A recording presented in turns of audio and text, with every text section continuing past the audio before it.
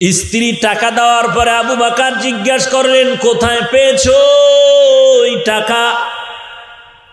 আবু বকরের তাকওয়া বিবি, কোথা থেকে তুমি টাকা এনে দিলা? ভাইরা আমার, ওমরে ফারুকের ঘটনা তাকওয়া। বিবি সাহেবা বললেন, খলিফাতুল মুসলিমিন ওমর, সামনে ঈদ আসতেছে, সন্তানদের একটু বস্ত্র কাপড়ের জন্য টাকা নাই, ব্যবস্থা করেন। ওমরে ফারুক রাদিয়াল্লাহু আনহু বলেন, আমার তো কাছে টাকা নাই, কেমনে ব্যবস্থা করি?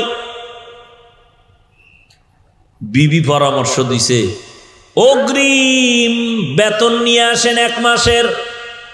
কয় মাসের? 1 মাসের অগ্রিম বেতন নিয়ে আসেন। ওমর অর্থ মন্ত্রণালয়ের দায়িত্বে যে আছেন তাকে চিঠি লিখলেন, আমাকে আগামী মাসের অগ্রিম 1 মাসের বেতন দিয়া দাও। চিঠিটা যখন বাহক নিয়া অর্থ মন্ত্রণালয়ের দায়িত্ব জিম্মাদারের কাছে দিল, চিঠিটা পাইয়া চোখের পানি ছাড়লেন। সাইরা টাকা দিবে দূরের কথা, তিনি আর একটা চিঠি লিখলেন। চিঠি লেখা বলে, খলিফাতুল মুসলিমিনের কাছে চিঠি দিয়ে আসো। ওমরে ফারুক রাদিয়াল্লাহু তাআলা আনহুর কাছে যখন আবার উল্টা চিঠি আসলো, তাকায়া ওমর চোখের পানি ছেড়ে কান্না করেন।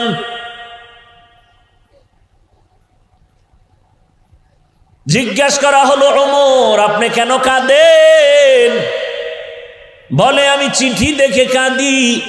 অর্থ মন্ত্রণালয়ের জিম্মাদার আমাকে টাকা দেওয়ার পরিবর্তে 2টা শর্ত লেখছে, এই 2 প্রশ্ন দিয়া দিছে, 2 প্রশ্নের জবাব দিলে সে আমাকে টাকা দিবে, আর আগে দিবে না। 1 নম্বরে শর্ত দিছে, খলিফাতুল মুসলিমিন আপনি যে 1 মাসের অগ্রিম বেতন চাইলেন, আপনি যে আগামী মাস পর্যন্ত ক্ষমতার চেয়ারে থাকবেন তার গ্যারান্টি কি? গ্যারান্টি আছে? যদি এমন হয়ে যায় যে আপনার চেয়ার জোহরের নামাজের আগে ছেড়ে চলে যেতে হবে, হতে পারে না? পারে না? ওমরে ফারুক আপনি যে আগামী মাস ক্ষমতার চেয়ারে থাকবেন, কি গ্যারান্টি বলেন?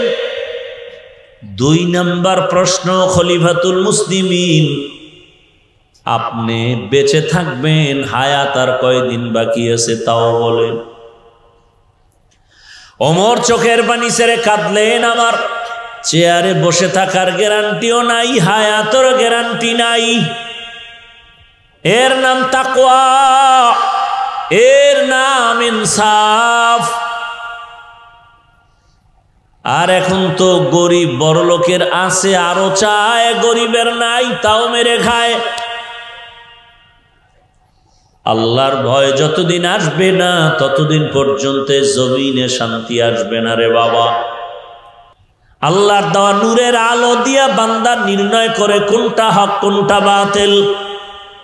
অন্ধকারের মধ্যে, বেদাতীদের মধ্যেও, শিরিকের মধ্যেও বান্দা ঈমানের আলো নিয়া হকের ঝান্ডা নিয়ে দাঁড়ায় থাকে। সব ডানে বামে উল্টা পাল্টা করবে, কিন্তু ফুরকানের পাওয়ারওয়ালারা উল্টা পাল্টা করবে না। ক্বালা রাসূলুল্লাহি সাল্লাল্লাহু আলাইহি ওয়া আলিহি ওয়াসাল্লাম, লান তাজতামিআ উম্মতি আলা দালালাতি আবাদা। সব উম্মত গোমরা যদি হয়, পথভ্রষ্ট যদি হয়, ফুরকান নামের পাওয়ারওয়ালারা হকের ঝান্ডা নিয়ে থাকবে।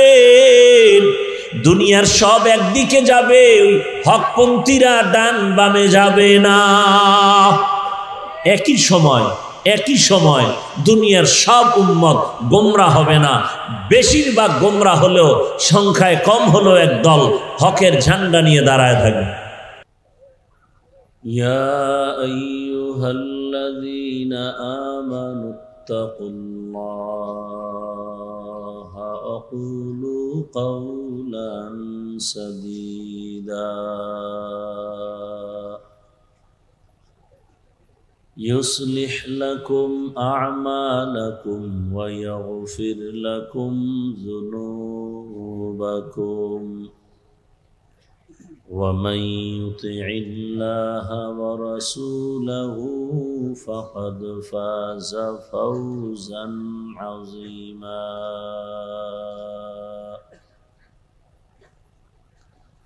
أقال رسول الله صلى الله عليه وآله وسلم من يضمن لي ما بين لحييه وما بين رجليه أضمن له الجنة صدق الله مولانا العظيم وصدق رسوله النبي الأمي الكريم ونحن على ذلك من الشاهدين والشاكرين والذاكرين والحمد لله رب العالمين سبحانك لا علم لنا إلا ما علمتنا إنك أنت العليم الحكيم رب اشرح لي صدري ويسر لي أمري واحلل عقدة من لساني يفقه قولي ইকো বন্ধ করো ভাই, ইকো বন্ধ করো, ভলিউম বাড়াও, ভলিউম।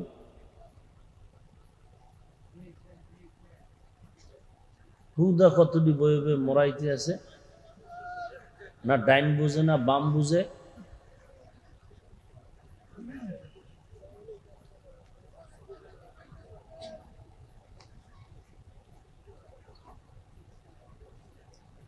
निगाह मुमिन से तू बदल जाते हैं तकदीर,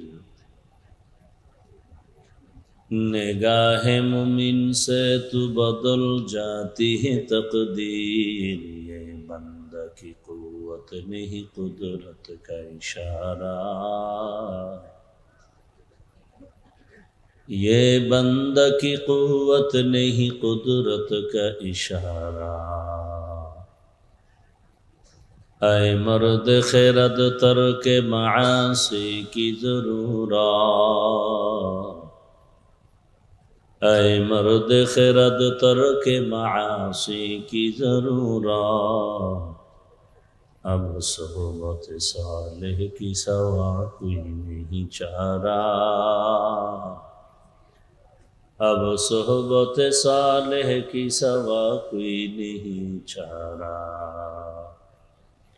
मरदूद है पीछे हमें खबर नहीं लेकिन, मरदूद है पीछे हमें खबर नहीं लेकिन, एक वक्त में हालाक जो अमाल सारा, एक वक्त में हालाक जो अमाल है सारा।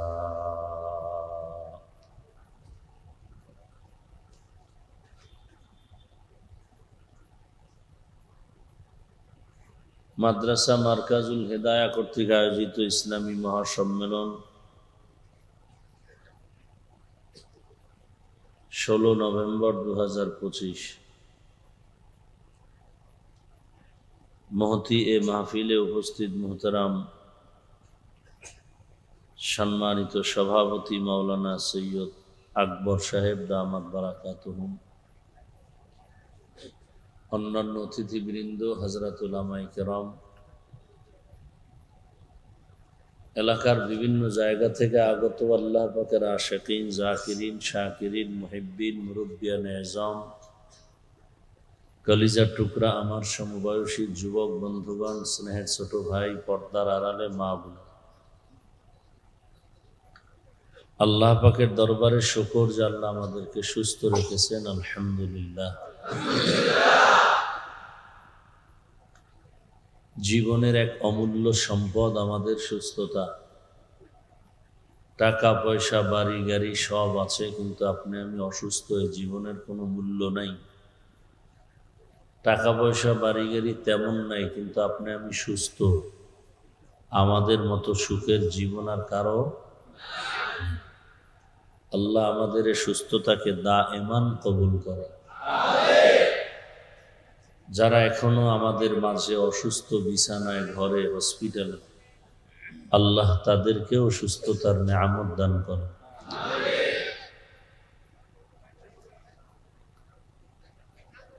হযরত উলামায়ে কেরাম আপনাদের সামনে দীর্ঘ সময় কোরআন সুন্নাহ ভিত্তিক দিক নির্দেশনামূলক আলোচনা রেখেছেন। আপনারা আলোচনা শুনছেন। উলামায়ে কেরামদের কথাগুলো সহি তরিকায় আমল করার তৌফিক দান করেন। উলামায়ে কেরামের ইজ্জতকে আল্লাহ বেশি বেশি বাড়ায় না। যারা উলামায়ে কেরামের বিরুদ্ধাচরণ করে, লেখার দ্বারা, বলার দ্বারা, আল্লাহ তাদের হেদায়েত দান করে। আমি আপনাদের সামনে সীমাহীন কষ্টকে উপেক্ষা করে দ্বীনের মুহাব্বতে হাজির হয়েছি, দোয়া নেওয়ার আশায় এবং সংক্ষিপ্ত কিছু আলোচনার নিয়তে। কোরআনে হাকিমের সূরা আহজাবের 2 টুকরো আয়াতে কারিমা তিলাওয়াত করেছি। নবীজির অসংখ্য হাদিস থেকে একটি হাদিস পড়েছি। ইখলাস ও রুহানিয়তের সমন্বয়, সহি নিয়তে, সহি তরিকায়, সহি কিছু কথা কোরআন সুন্নাহ ভিত্তিক আমাকে বলার মতো, আপনাদেরকে শুনবার মতো আল্লাহ তৌফিক দান করুন। ইয়া আইয়ুহাল্লাযীনা আমানুত্তাকুল্লাহ। আল্লাহ বলেন, হে মুমিন, তোমরা আমি আল্লাহকে ভয় করো, তাকওয়া অর্জন করো। আকুলু কওলান সাদীদা, এবং যা বলো সত্য সঠিক শালীন ভাষায় বলো। কি লাভ হবে? ইউসলিহ লাকুম আমালাকুম, বিনিময়ে তোমাদের ত্রুটিযুক্ত আমলগুলো আল্লাহ ত্রুটি মুক্ত করে দিবেন। ওয়ায়াগফির লাকুম যুনুবাকুম, এবং তোমাদের সমস্ত গুনাহ আল্লাহ মাফ করে দিবেন। ومن يطع الله ورسوله فقد فاز فوزا عظيما। অতঃপর যারা আল্লাহ এবং রসুলের ইতাআত করবেন, অনুকরণ করবেন, তাদের বিজয়টা হবে চূড়ান্ত বিজয়, অর্থাৎ তারা বিনা হিসাবে জান্নাতি। নবীজি বলেন, মাইয়াজমান লি মা বাইনা লাহিয়াইহি ওয়া মা বাইনা রিজলাইহি আজমান লাহুল জান্নাহ। যেই উম্মত 2 জিনিস হেফাজতের জিম্মাদারি নিবে, নবী বলেন আমি তাকে জান্নাতে নেওয়ার জিম্মাদারি নিব। 2 জিনিসের প্রথম হলো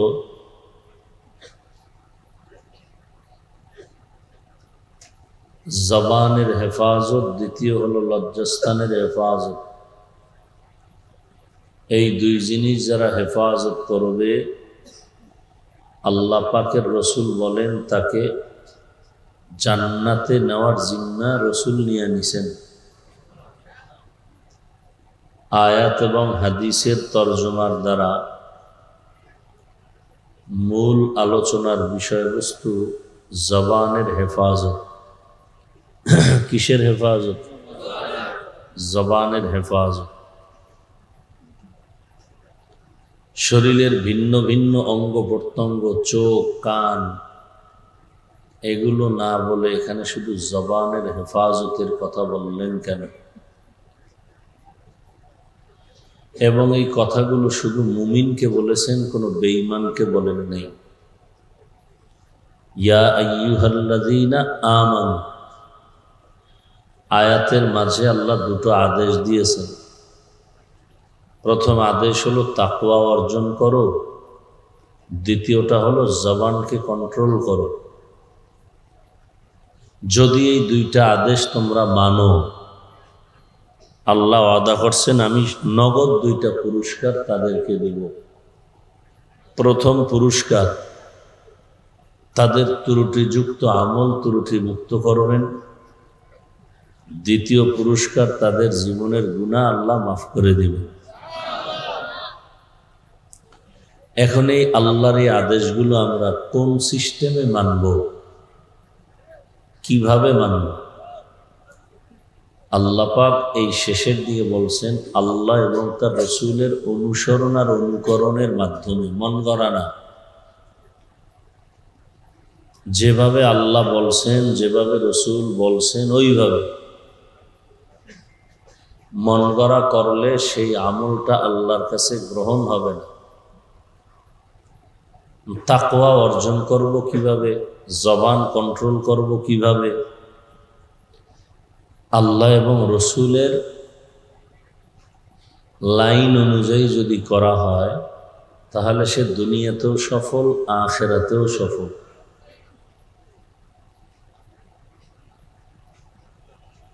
আল্লাহ আগে তাকওয়ার কথা বলছেন, তারপরে জবান কন্ট্রোলের কথা বলছেন। এই কথাগুলো আল্লাহ মুমিনকে বললেন, বেঈমানকে বলেন নাই কেন? এর সংক্ষিপ্ত জবাব হলো বেঈমান কখনোই জান্নাত পাবে না। জান্নাত পাবে একমাত্র যারা মুমিন তারা। কোনো বেঈমান কখনোই জান্নাত পাবে না। জান্নাত কারা পাবে? মুমিন। যদিও পৃথিবীর সমস্ত মানুষের নামে জান্নাতে বাড়ি বরাদ্দ করা আছে, সব মানুষের নামে, ফেরাউনের নামে, নমরুদের নামে, সাদ্দাদের নামে, সমস্ত মানুষের নামে জান্নাতে বাড়ি কি আছে? বরাদ্দ করা। কিন্তু জান্নাত শুধু কারা পাবে? মুমিন পাবে। এখানে আরো একটা কথা, যে আল্লাহ পাক রব্বুল আলামিন চান না তার কোনো বান্দা কোনো বান্দি জাহান্নামে যাবে। এটা আল্লাহ কখনোই চান না। এক সেকেন্ডের জন্য আল্লাহ চান না তার আদরের কোনো বান্দাবান্দি জাহান্নামে যাবে। দলিল কি? দলিল অনেকগুলোর মধ্যে একটা দলিল হলো আল্লাহ তওবার দরজা সব সময়ের জন্য খুলে রাখছেন, অল টাইম। পাহাড় সম পরিমাণও যদি কেউ গুনাহ করে আর আল্লাহর কাছে ক্ষমা চায়, তওবা করে, আল্লাহ মুহূর্তে তার জীবনের সব গুনাহ মাফ করে তাকে পবিত্র বানায় দিবেন।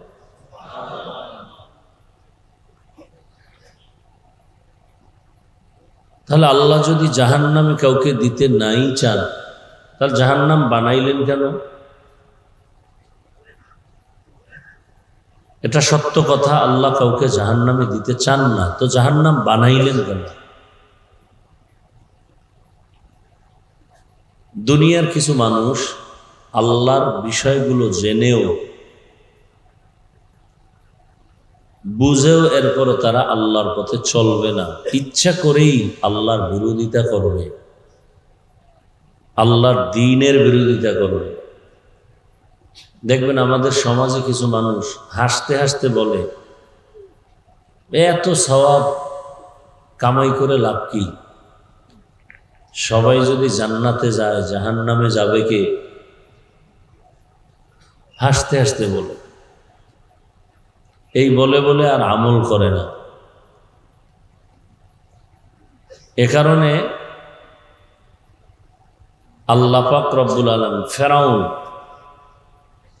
আল্লাহ যে একজন আছে জানতো, রাতের গভীরে আল্লাহর কাছে কান্না করত। কান্না করে কি বলতো? আমাকে মাফ করে দাও না, বলতো হে আল্লাহ আমি দুনিয়া চাই, আমাকে দুনিয়া দাও, আমার আখিরাতে তুমি যা করো কইরো। তো আল্লাহ তো ওয়াদা করছেন, মান কানা ইউরিদুল আজিলাতা আজ্জালনা লাহু ফিহা মা নাশাউ লিমান নুরিদ। যে ব্যক্তি দুনিয়া চায় আমি আল্লাহ তাকে খুব দ্রুত দুনিয়া দিয়ে দেই, কিন্তু আখেরাতে জাহান্নাম ছাড়া তার আর কিছু থাকবে না। তো ফেরাউন জানার পরেও জান্নাতের পথ চিনে জানে, এরপরও গ্রহণ করে নাই, ইচ্ছা করে জাহান্নামের পথ নিছে। আল্লাহ তো আলিমুল গায়বি ওয়াশ শাহাদা, আল্লাহ জানেন। এ কারণে ওই নিকৃষ্ট মানুষরূপী আল্লাহর দুশ্মনদের জন্য আল্লাহ পাক জাহান্নাম বানায় রাখছেন। আর আল্লাহ যে মুমিনকে জান্নাত দিবেন তাও কিন্তু আল্লাহ আরো দয়া করে চান যে বিনা হিসাবে যেন জান্নাত পেয়ে যায়। আল্লাহ জান্নাত দিতে চান আমাদেরকে বিনা হিসাবে। আমরা কি বিনা হিসাবে জান্নাত চাই না হিসাব দিয়া? আল্লাহ কবুল করে। তো আয়াতের মধ্যে দুইটা আদেশ করলেন, তাকওয়া অর্জন করো আর জবানকে কন্ট্রোল করো। জবানের কথা বললেন কন্ট্রোল করার জন্য, পায়ের কথা বললেন না, হাতের কথা বললেন না, চোখের কথা বললেন না। এখানে কেন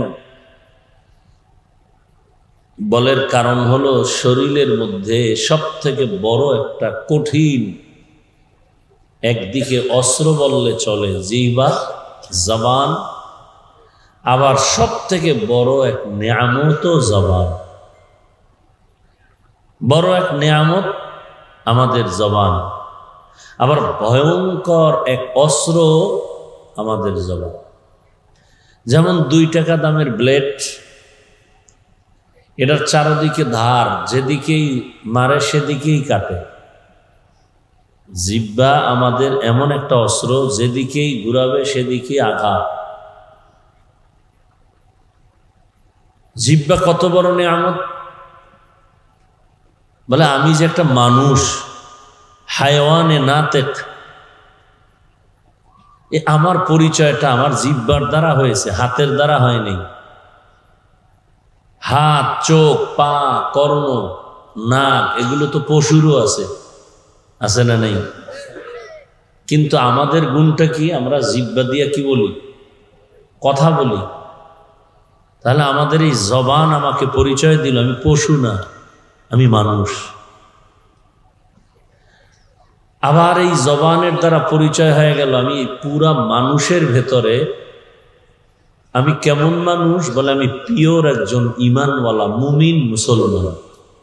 আমি যে একজন মুসলমান, আমার সে পরিচয়টা জবানের দ্বারা আসছে।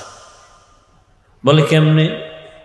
বলে আমি জিহ্বা নাড়ায় পড়ছি, লা ইলাহা ইল্লাল্লাহু মুহাম্মাদুর রাসূলুল্লাহ। আমার হাত পরিচয় দিল না, কান পরিচয় দিনাই আমি মুসলমান। আমার জবান আমাকে পরিচয় দিল আমি একজন সব মখলুকতের মধ্যে একজন মানুষ। আবার এই মানুষের ভেতর থেকে আমাকে পাঠ করে দিল, আলাদা করে দিল আমার জবানের একটা আওয়াজ। ঠিক আছে, তবে আমি হিন্দু না, বৌদ্ধ না, খ্রিস্টান না, ইহুদি না, আমি একজন কালেমাওয়ালা মুসলমান। এটা পরিচয় দিল আমার হাতে না জবানে? জবান। আবার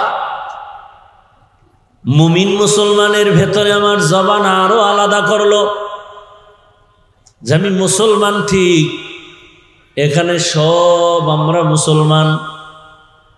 আপনার আল্লাহ আমার আল্লাহ 2 না 1? আপনার আমার নবী, আপনার কোরআন আমার কোরআন, আপনাদের কাবা আমার কাবা, আপনাদের কালেমা আমার কালেমা, আপনাদের ধর্ম আমার ধর্ম। দুনিয়াতে আমরা জন্মগ্রহণের সিস্টেমও, বিদায় বেলা কাফনের সংখ্যা, আমাকেও 3 কাফন, আপনাকেও 3 কাফন। মহিলাদের হবে আরো 2টা বেশি। কত হবে? কালার হবে আলাদা। কি কালার হবে? সবার জন্য না? আমাদের হুজুরদের কালার আলাদা, কে ধনী, কে গরিব, কে আলেম, কে মূর্খ, কোনো ভেদাভেদ নাই। কে শিক্ষক, কে ছাত্র, কে ইমাম, কে মুক্তাদি, কে টাকাওয়ালা, কে গরিব, কে রাজা, কে প্রজা, কে বক্তা, কে শ্রোতা, কোনো ভেদাভেদ নাই। কাফনের মধ্যে ঢুকার পরে সব বাহাদুরি বন্ধ হয়ে যাবে। কাফনের উপরে লেখা থাকবে বড় হুজুরের লাশ, এমপি সাহেবের লাশ, টাকাওয়ালার লাশ। কে ধনী, কে গরিব, কাফনে লেখা নাই। কাফন পরার পরে সব বাহাদুর বন্ধ হয়ে যাবে। আমি এত সম্মানের মানুষ, একটা কাফন আমাকে কেউ বাড়াইয়াও দিবে না। রাস্তায় রিক্সা চালায় গরিব, সেও যদি মরে যায় তাকে একটা কাফন কেউ কমাইয়াও দিবে না। আমাকেও 3 কাফন, গরিবেরও 3টা কাফন হবে। আমার কাফনের কালারটা ভিআইপি হবে, সব সমান। জানাজার সিস্টেমও কি এক। কবরে যে রাখবে কবরের সাইজও কিন্তু না, এলাকার কবর একটু বড়, কবরের সাইজও এক। কবরে রাখিয়া সবাই যখন চলে যাবে কবরের প্রশ্ন হবে কয়টা? কয়টা? তাও কি না, আমারটা আলাদা। রবের পরিচয় দাও, ধর্মের পরিচয় দাও, রাহমাতুল লিল আলামিনের পরিচয় দাও। তুমি কোন নেতা, কোন ছাতা, তুমি কয় টাকার মালিক, কোন দল করো, তুমি কতটুকু লেখাপড়া করেছো, এই মাস্তানি চলবে না। সবার বেলায় 3 প্রশ্ন। রহমতের নবী বলতেন, এই 3 প্রশ্নের জবাব যে দিতে পারবে তার কবর হবে রাউজাতুম মির রিয়াজিল জান্নাহ, আর যারা দিতে পারবে না তার কবর হবে হুফরাতুম মিন হুফারিন নার। এখন এই 3 প্রশ্নের জবাব কে দিতে পারবে? আমরা হুজুরেরা। কোনো গ্যারান্টি আছে? যদি আমগো হুজুরদের গ্যারান্টি থাকতো তাহলে জান্নাতের টিকিট হাতে পাওয়ার পরেও আবু বকর সিদ্দিক সারা জীবন কান্না করতেন না। জান্নাতের টিকিট হাতে পাওয়ার পর ঈদের দিন সবাই আনন্দ করে, আর ওমরে ফারুক দরজায় তালা লাগায় কান্না করেন। সাহাবী আবু হুরায়রা রাদিয়াল্লাহু আনহু বলেন, খলিফাতুল মুসলিমিন ঈদের আনন্দ বাদ দিয়া কাঁদেন কেন? আজকের ঈদের আনন্দ। ওমরে ফারুক রাদিয়াল্লাহু আনহু বলেন, আনন্দ তো ওই ব্যক্তি করবে যার মধ্যে কোনো পেরেশানি নাই। আপনার কিসের পেরেশানি? রমাজান চলে গেল, রোজা রাখলাম, কবুল হলো কিনা পেরেশানি। তারাবিহের নামাজ পড়লাম, কবুল হলো কিনা পেরেশান। জাহান্নামের আগুন থেকে নাজাত পেলাম কিনা পেরেশান। আবু হুরায়রা বলেন, খলিফাতুল মুসলিমিন আর 10 জন সাহাবা জমিনে জান্নাতের অগ্রিম সুসংবাদ পেয়েছেন, এর মধ্যে তো দ্বিতীয় আপনি, আপনার কেন এত পেরেশানি? ওমরে ফারুক বলেন, আমার মধ্যে ভয় যে আল্লাহ আমাকে জান্নাতের সুসংবাদ দিয়েছে, আমার কোনো আমলে যদি আল্লাহ বেজার হয়ে যান ওই জান্নাতের টিকিট আমার থেকে ক্যান্সেল হয়ে যেতে পারে। এর নাম তাকওয়া। এর নাম কি? হর কে দারত খৌফে হকদার দিল মাদাম, হর কে দারত খৌফে হকদার দিল মাদাম, জন্নতুল মাওয়া দেহত ও রামাকাম জুজবা হকচি জে মখাজ ইনসুজা ফজলে ও আমস্তে দর জুমলা জাহা।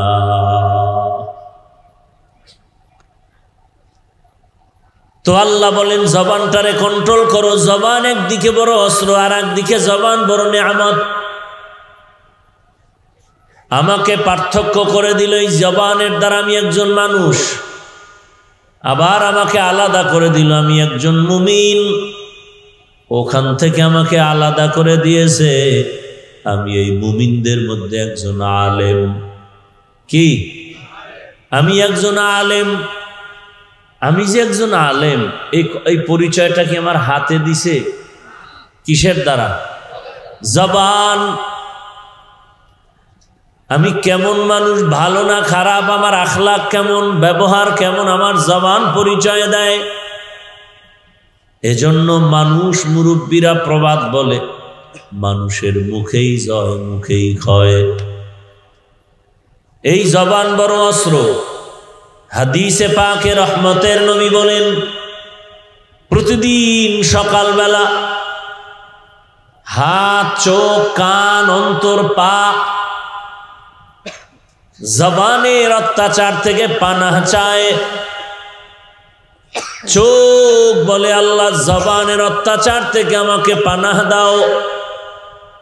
হাত বলে, জবানের অত্যাচার থেকে আমাকে পানাহ দাও। জবানের অত্যাচার কি বলে? জবান আগে অন্যায় করে, এরপরে আঘাতটাই সে চোখে লাগে। জবানের একটা কথার অপরাধের কারণে হাতের উপরে আঘাত আসে, জবানের অন্যায়ের কারণে পায়ের উপরে আঘাত আসে, জীবনের উপরে আঘাত আসে একটা জবানের কথার মাধ্যমে। জবানের একটা কথায় আমাকে মুমিন বানায় দিল, আবার এই জবানের একটা কথা মানুষ বেঈমান হয়ে যায়। বলে আমি আল্লাহকে মানি, নবী মানি, তবে কোরআনের সব আয়াত মানি না। ঈমান আছে? জিব্বার এক কথা, ঈমান শেষ। জবানের একটা কথার দ্বারা পরিচয় হয়ে গেল আমি মানুষ। জবানের পরিচয়, আমার পরিচয় হয়ে গেল আমি একজন ভালো নাকি খারাপ মানুষ। এই জবান দিয়ে আমি কালেমা পড়েছি আমি মুমিন, আবার আল্লাহর বিরুদ্ধে কথা বলেছি আমার ঈমান চলে গেল। অচেনা একটা মেয়েকে জবানের কথার দ্বারা যখন কবুল বলেছে, ইজাব কবুল হয়ে গেল। অপরিচিত মেয়েটা তার আপন হয়ে গেল স্ত্রী। অপরিচিত মেয়েটা আপনার স্ত্রী হয় কিসের কথায়? জবান। আবার এই জবান দিয়া যদি বলেন তালাক দিয়া দিলাম, জবানের এই কথার দ্বারা আপনার আপন স্ত্রী বিদায় হয়ে গেল।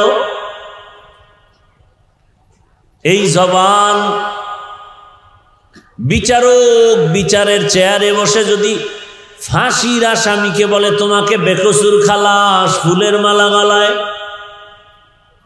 আবার এই জবানের কথা দিয়ে যদি নিরপরাধকে বলো রে হ্যান্ডকাপ লাগাও জেলখানায়, জবানের এত মূল্য। এই জবান যেদিকেই মারবে সেদিকেই কেটে যায়। এজন্য আল্লাহ বলেন জবানটারে কন্ট্রোল করে নেও, জবানটারে কন্ট্রোল করো, না হয় সামনে আগানোর কোনো পথ নাই। এই জবানের দ্বারা বান্দা তুমি আমার মাওলার দিকে আগায় যাও। জবানের দ্বারা পরিচয় দেও তুমি আল্লাহর প্রিয় গোলাম। এখন কন্ট্রোল কিভাবে করবেন? হাত অন্যায় করে, রশি দিয়ে বেঁধে দাও, হাত আর অন্যায় করবে না। পা অন্যায় করে, রশি দিয়া বাঁধো, পা অন্যায় করবে না। কানে অন্যায় কথা শুনে পট্টি লাগায় দাও, অন্যায় কথা কানে যাবে না। চোখ অন্যায় জিনিস দেখে, চোখের মধ্যে পর্দা লাগাও, নেকাপ লাগাও, অন্যায় দেখবে না। জবানের আটকাইবেন কেমনে? এটারে রশি দিয়া বাঁধাও যায় না, নেকাপ লাগানো যায় না, কষ্টে লাগানো যাবে না। জবানটাকে কন্ট্রোল কিভাবে করবেন? একদিকে এটা কত বড় নিয়ামত। কত মানুষ দুনিয়াতে আছে, খানাও খায় কিন্তু জবানে আওয়াজ নাই, কথা বন্ধ, আছে না? এদেরকে আমরা কি বলি? বোবা। এই যুবক, তুমি যে জিহ্বা নাড়ায় মাকে গালি দাও, বাবাকে গালি দাও, শিক্ষকের গালি দাও, আলেমরে গালি দাও, আল্লাহ যদি তোমারে বোবা বানাইতেন, বলো তুমি কেমনে গালি দিতা? আবার অনেকের কথা চলতেছিল, হঠাৎ রোগে পড়িয়া জবান বন্ধ হয়ে গেছে, এমন হয় না? আল্লাহর বড় নিয়ামতের জবান। দুনিয়াতে আসার পর আজ পর্যন্ত এই জিহ্বা নামের মেশিনটা নাড়ায় নাড়ায় কত কোটি কোটি কথা সাপ্লাই দিলাম। এই কথাগুলো কোন মেশিনে তৈরি হয়? ওই মেশিনটা কোথায়? ওই মেশিনের তেল, পেট্রোল, অকটেন কে দেন? বিদ্যুতের বাতি জ্বলে, বিল দেওয়া লাগে। মাইকে কথা বলি, মাউথ আমার কথা টেনে মেশিন থেকে ইউনিট দিয়া হরেনের মাধ্যমে দূরে সরাইয়া দিল। এই মেশিনটাও দীর্ঘ আনলিমিটেড চলবে না, একটা টাইম আছে। যদি লাগাতার চালাইতেই থাকে, হঠাৎ করে মেশিন গরম হয়ে আগুন লেগে যাবে। কিন্তু জিহ্বা নামের মেশিন 30, 40, 50, 70 বছর পর্যন্ত জিহ্বা নাড়ায় কথা বলি, একটা সেকেন্ডের জন্য কখনো জিহ্বা বন্ধ হয়ে যায় নাই। কথা বলতে বলতে ঠোঁট ব্যথা করে, গাল ব্যথা করে, কপাল ব্যথা করে, মাথা ব্যথা করে, জিহ্বা কখনো ব্যথা করে না। কত বড় নিয়ামত! আল্লাহ বলেন এই জবানটারে কন্ট্রোল কর। জবানের একটা কথার দ্বারা মায়ের কলিজা ঠান্ডা, আবার এক কথায় মায়ের চোখের পানি বের হয়ে যায়। এই জবানের একটা কথা মানুষ জিরো থেকে হিরো হয়, আবার একটা কথার দ্বারা হিরো থেকে জিরো হয়ে যায়। জবানটাকে কেমনে কন্ট্রোল করবা? হাত কন্ট্রোলে আনা যাবে, পা যাবে, চোখ কন্ট্রোল করা যাবে, জবানটারে কেমনে করি? আল্লাহ নিজে বলেন, আমার কাছে একটা মেডিসিন আছে, ওই মেডিসিনটা যদি ব্যবহার করো জবানটা কন্ট্রোল করা সম্ভব। অন্য দুনিয়ার কোনো চালাকি করিয়াও জবান কন্ট্রোল করা যাবে না। আমার দেওয়া কুদরতের ওই মেডিসিনের নাম হলো তাকওয়া।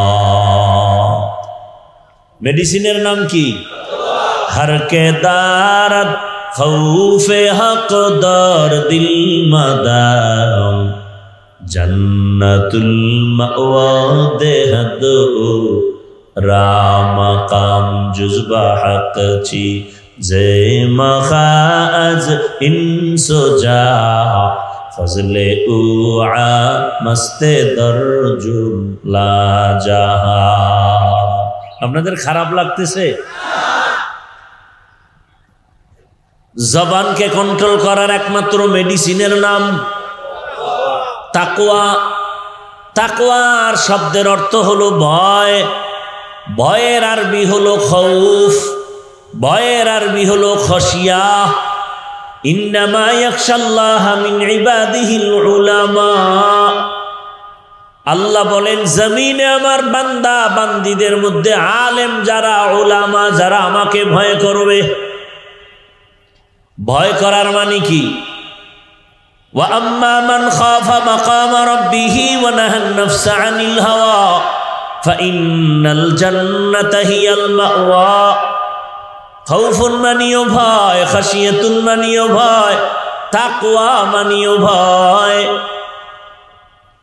এখন আমি যদি আপনাদের প্রশ্ন করি, আপনারা এখানে কারা কারা আল্লাহকে ভয় করেন?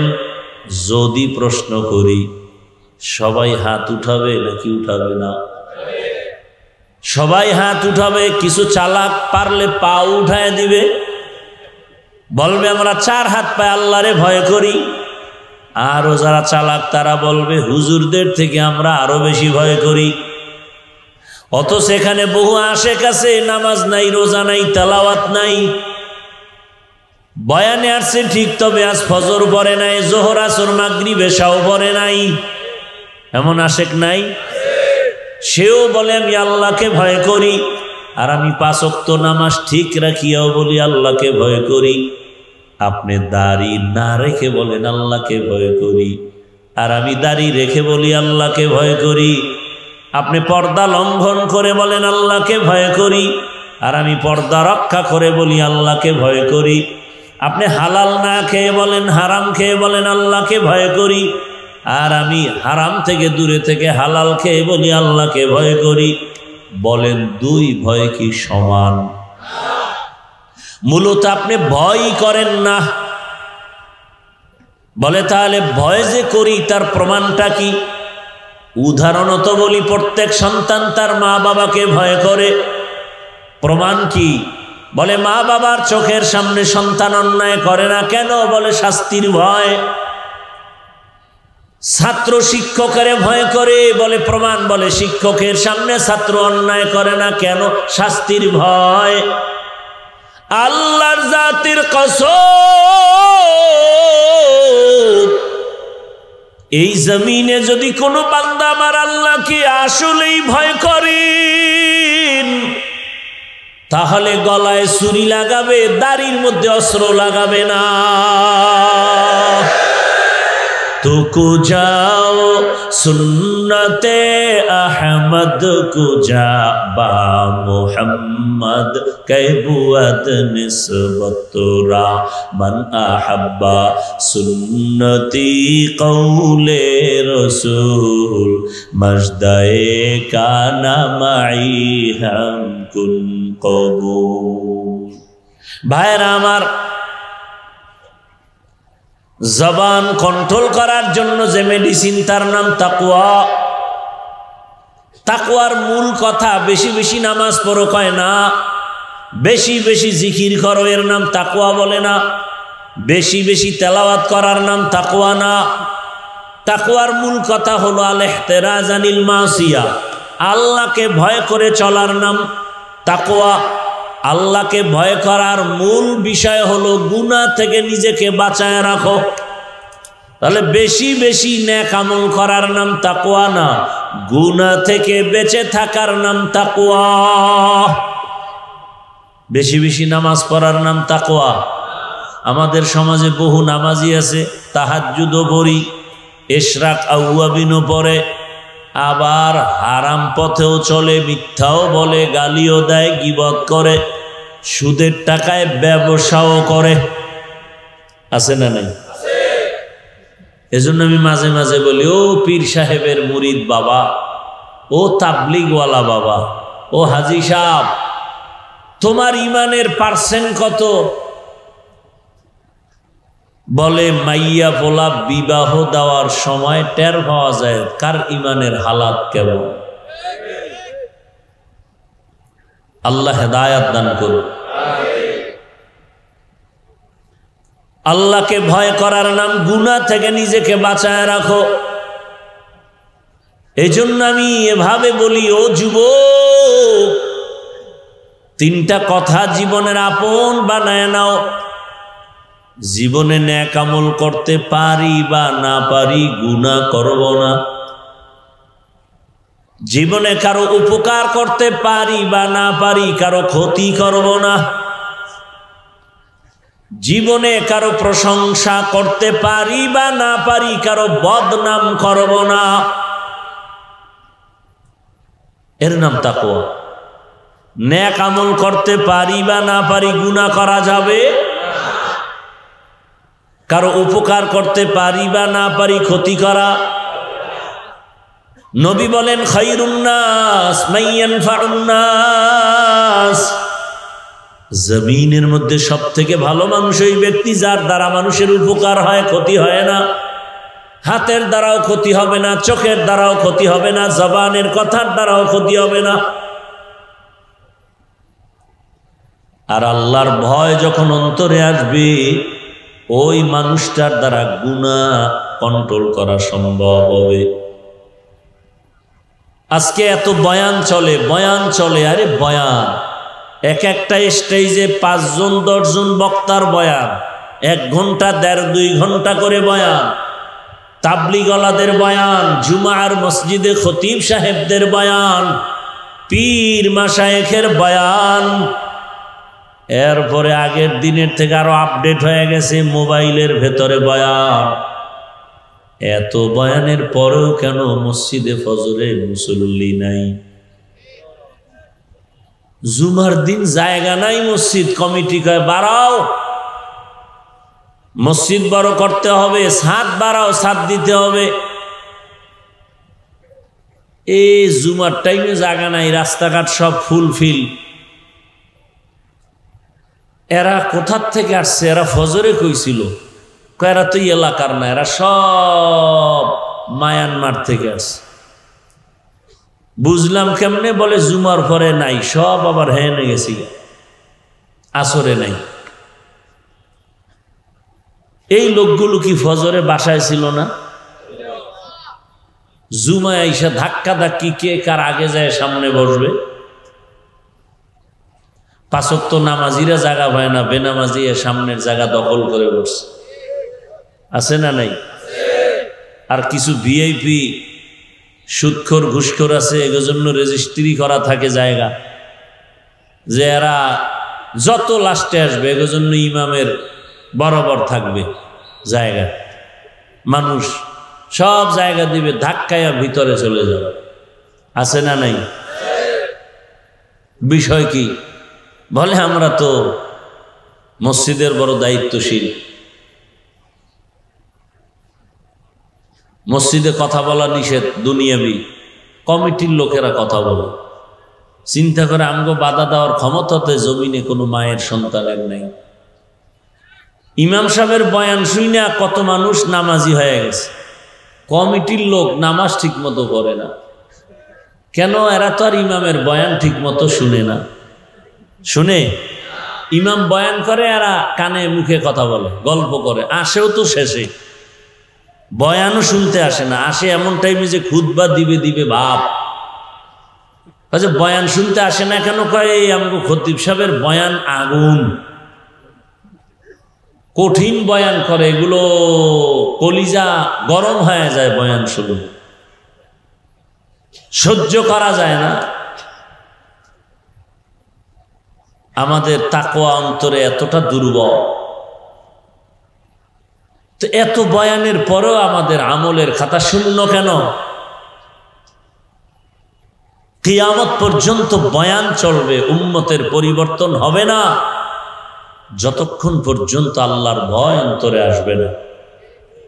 আর আল্লাহর ভয় অন্তরে ততক্ষণ আসবে না যতক্ষণ পর্যন্ত মুমিন একজন আল্লাহ ওয়ালার নেক নজর নিবে না। قال رسول الله صلى الله عليه وآله وسلم لكل شيء معدن ومعدن التقوى قلوب العارفين। ভালো ভালো জিনিস রাখার গোডাউন আছে, তাকওয়ার গোডাউন হলো আল্লাহর প্রিয় বান্দাদের কলব। আহলুল্লাহ যারা, তাদের কলবের ভেতরে তাকওয়া, তাদের নজর লাগাও, তাদের নজরের মধ্যে পাওয়ার আছে, পাওয়ার। قال رسول الله صلى الله عليه وآله وسلم اتقوا فراسة المؤمن فإنه ينظر بنور الله। মুমিনের পাওয়ার আল্লাহ দান করেন, এই বিষয়ে তোমরা সতর্ক ভয়, কারণ তোমরা যা দেখো না, আল্লাহর বিশেষ বান্দা বিশেষ ক্ষমতায় অনেক কিছু দেখেন যা সাধারণ মানুষ দেখে না। মসজিদে নববীর মধ্যে খুতবা দিতেছেন, বাঘের হুঙ্কারে হযরত ওমর হঠাৎ খুতবার মাঝখানে একটা অপ্রাসঙ্গিক আওয়াজ দিলেন, ইয়া সারিয়াতাল জাবাল, ইয়া সারিয়াতাল জাবাল, ইয়া সারিয়াতাল জাবাল। ওই সারিয়া, পাহাড় পাহাড় পাহাড়। ওমর আওয়াজ দিছেন খুতবার মাঝে, অপ্রাসঙ্গিক আওয়াজ। মদিনায় বসে সারিয়াকে বলছেন, এই সারিয়া পাহাড়, সারিয়া কই? বলে মদিনা থেকে 2000 কিলোমিটার দূরে ইরানে ইসলামের পক্ষে যুদ্ধ করো। সারিয়াকে জিজ্ঞাসা করা হলো, ওমরের আওয়াজটা শুনছিলানি? বলে কাছে বসে যেভাবে শোনা যায় তেমনই শুনেছি। খাকো বাদো আবো আতিশ বন্দা বামানে তু মুর্দা বাহক জিন্দা।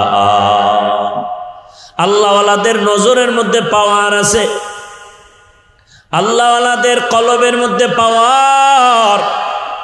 হাদিসের ভাষায় পাওয়ারকে বলে ফেরাসাত, কোরআনের ভাষায় পাওয়ারকে বলে ফুরকান।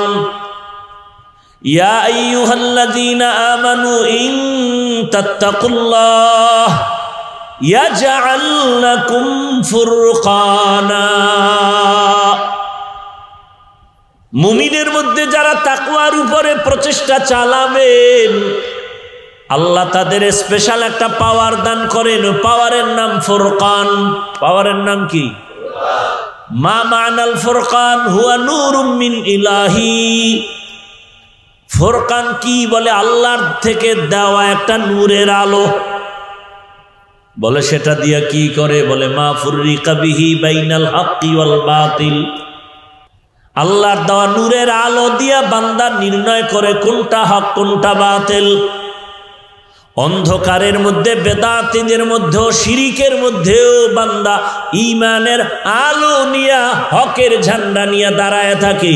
সব ডানে বামে উল্টা পাল্টা করবে, কিন্তু ফুরকানের পাওয়ারওয়ালারা উল্টা পাল্টা করবে না। ক্বালা রাসূলুল্লাহ সাল্লাল্লাহু আলাইহি ওয়া আলিহি ওয়াসাল্লাম লান তাজতামিআ উম্মতি আলা দালালাতি আবাদা। সব উম্মত গোমরা যদি হয়, পথভ্রষ্ট যদি হয়, ফুরকান নামের পাওয়ারওয়ালারা হকের ঝান্ডা নিয়ে থাকবেন। দুনিয়ার সব একদিকে যাবে, ওই হকপন্থীরা ডান বামে যাবে না। একই সময় দুনিয়ার সব উম্মত গোমরা হবে না। বেশিরভাগ গোমরা হলেও সংখ্যায় কম হলেও একদল হকের ঝান্ডা নিয়ে দাঁড়ায় থাকবে।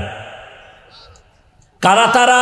ফুরকান নামের পাওয়ার যাদের আছে। ভাষায় পাওয়ারের নাম ফুরকান, হাদিসের ভাষায় পাওয়ারের নাম ফেরাসাত। ওসমান রাদিয়াল্লাহু তাআলা আনহু মসজিদে বয়ান করতেছেন।